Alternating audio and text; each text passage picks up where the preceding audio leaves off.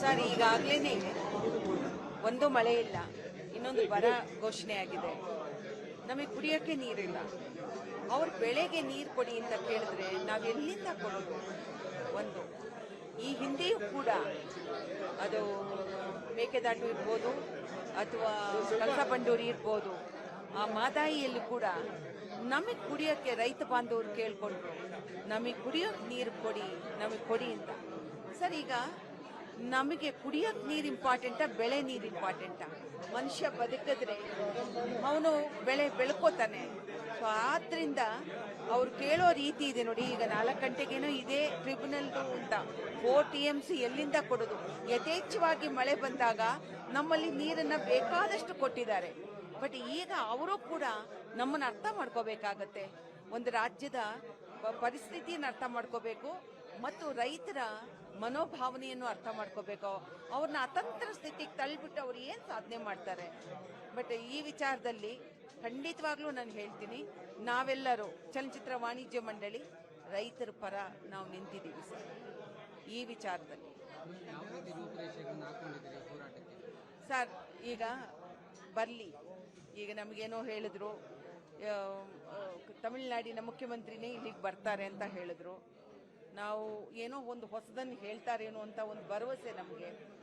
ದೇವ್ರವ್ರಿಗೆ ಒಂದು ಎಲ್ಲದರಲ್ಲೂ ಒಂದು ಹೊಸ ಹೊಸ ಯೋಜನೆಯನ್ನು ರೂಪಿಸ್ತಾ ಇದ್ದಾರೆ.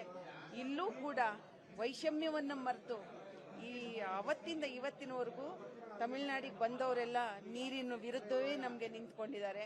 ಇವರೇನಾದರೂ ನಮಗೆ ಪಾಸಿಟಿವ್ ಆಗಿ ನಿಲ್ತಾರೇನೋ, ಅಥವಾ ಎರಡೂ ಕಡೆ ಅಮಿಕೆಬಲ್ ಆಗಿ ನಾವೆಲ್ಲರೂ ಕೂಡ್ ಬಾಳೋಣ ಅಂತ ಹೇಳಿದ್ರೆ ಅದಕ್ಕಿಂತ ಸಂತೋಷ ಏನಿದೆ ಹೇಳಿ?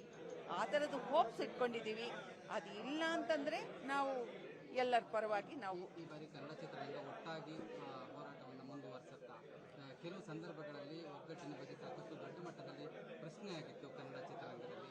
ಮುಂದಿನ ದಿನಗಳಲ್ಲಿ ಅದರಲ್ಲೂ ಕಾವೇರಿ ಹೋರಾಟನೇ ತೆಗೆದುಕೊಂಡ್ರೆ ಈಗ ಕಾವೇರಿ ಹೋರಾಟದಲ್ಲಿ ಒಗ್ಗಟ್ಟಿನಿಂದ ಹೋಗ್ತೀರಾ? ಸರ್, ನಾವು ಕಾವೇರಿ ಬಗ್ಗೆ ಒಗ್ಗಟ್ಟಿಂದನೇ ಹೋಗ್ತೀವಿ. ನೀವು ಕೂಡ ಯೋಚನೆ ಮಾಡಿ, ನೆಲಕ್ಕೆ ಜಲಕ್ಕೆ ಭಾಷೆಗೆ ಧಕ್ಕೆ ಬಂದಾಗ ಅದರ ಅಸ್ತಿತ್ವವನ್ನು ಉಳಿಸ್ಕೊಳ್ಳೋಕ್ಕೆ ಕೊನೆಯ ಅಸ್ತ್ರನೇ ನಮ್ಮ ಕನ್ನಡ ಚಿತ್ರರಂಗದ ಪ್ರತಿಯೊಬ್ಬರೂ ಕೂಡ, ಇಡೀ ಚಿತ್ರರಂಗ ಅವ್ರ ಪರವಾಗಿ ನಿಂತಿದೆ. ಇವತ್ತು ನನಗೊಂದು ಸಂತೋಷ ಇದೆ, ನಮ್ಮ ಮಾನ್ಯ ಮುಖ್ಯಮಂತ್ರಿಗಳು ಮೇಕೆದಾಟು ಹೋರಾಟವನ್ನು ಮಾಡಿದ್ರು. ಇವತ್ತು ಕೋರ್ಟಿಂದ ನಮಗೆ ಆದೇಶ ಬಂದಿದೆ. ಅವ್ರ ಹೋರಾಟದ ಫಲದಿಂದ ತಾನೇ ಬಂದಿದೆ. ಆ ಒಂದು ನಂಬಿಕೆ ನನಗಿದೆ. ಈ ಎಲ್ಲ ಕ್ರೆಡಿಟು ಕೂಡ ನಾವು ಕೂಡ ಹಾಗೆ ನಮ್ಮ ರೈತರಿಗೂ ಇವತ್ತಿಲ್ಲ ನಾಳೆ ಇದಕ್ಕೊಂದು ಮಧ್ಯ ನಿಂತು ತಮಿಳುನಾಡಿನ ಮುಖ್ಯಮಂತ್ರಿಯವರಿಗೆ ದೇವರು ಒಂದು ಒಳ್ಳೆಯ ಆಲೋಚನೆ ಕೊಡಲಿ, ಇಲ್ಲಿಗೂ ಕೂಡ ಒಂದು ಹೊಸ ಯೋಜನೆಯನ್ನು ರೂಪಿಸಲಿ ಅಂತ ನಾನು ಆಶಿಸ್ತೀನಿ ಅಷ್ಟೇ.